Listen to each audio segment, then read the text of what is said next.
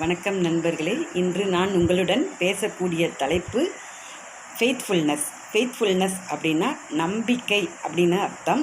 சரிங்களா? இது ரிலேட்டடாக உங்களுக்கு ஒரு சின்ன கதை சொல்கிறேன். ஒரு விமானம் நடுவானத்தில் பறந்துக்கிட்டே இருக்குது. அந்த விமானத்தில் சில சிறு கோளாறு ஏற்படுது.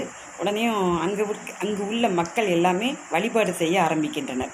எப்படியாவது இந்த விமானம் நல்லபடியாக தரையிறங்கணும்னு சொல்லி வேண்டிக்கிறாங்க. அப்போது ஒரு சின்ன குழந்தை மட்டும் என்ன பண்ணிக்கிட்டு இருக்குன்னா ஃபோனை நோண்டி விளாண்டுக்கிட்டு இருக்கு. அப்போ அங்கே அந்த பக்கத்தில் உள்ள மனிதர் கேட்குறாரு, பாப்பா நீ கடவுளை வழிபாடு பண்ணலையா? எல்லாருமே பயப்படுறாங்களே அப்படின்னு சொல்லி அந்த பாப்பாட்ட கேட்குறாரு. அந்த சின்ன குழந்தை சொல்லுது, அங்கிள் எனக்கு பயம் இல்லை.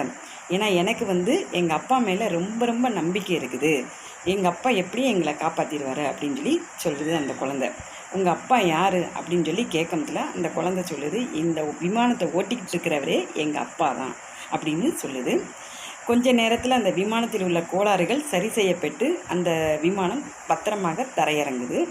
அப்போ அந்த விமானி சொல்கிறாரு, எனக்கு இறை நம்பிக்கை அதிகம்.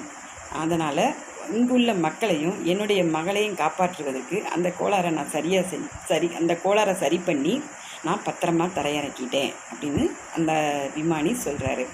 இந்த கதையிலேருந்து நம்ம என்ன அறிஞ்சுக்கிறோம் அப்படின்னு சொல்லி பார்த்தீங்கன்னா, இறை நம்பிக்கை எல்லோருக்கும் மிக மிக அவசியம். மேலும் நம்மீது நம்பிக்கை வைத்திருப்பவர்களுக்கு நாம் என்றென்றும் உற்ற துணையாக இருக்க வேண்டும் என்று கூறி முடிக்கிறேன். நன்றி.